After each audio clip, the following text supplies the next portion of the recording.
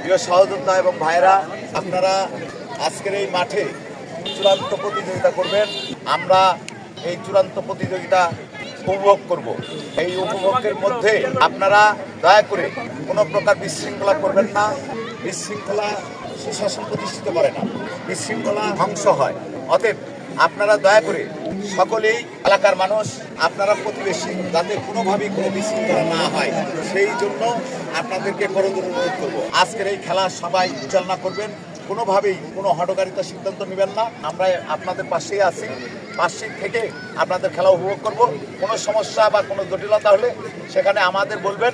Referee সাহেব আছে, আমাদের রেফারি সাহেবকে বলবেন। রেফারি সাহেব যদি না পারে সেটা আমাদের বলবে, আমরা সেটা নিরসনের চেষ্টা করব। আপনারা নিজেরা কোনো আপনাদের সবার ভালো এবং মঙ্গল কামনা করে আমি আমার সংক্ষিপ্ত কথা বলা শেষ করছি। আসসালামু আলাইকুম। সম্মানিত সভাপতি জনাব রেজাউল করিম ঠান্ডু, আমি তাকে আজকের খেলা উদ্বোধন করার জন্য সবিনয় অনুরোধ করছি।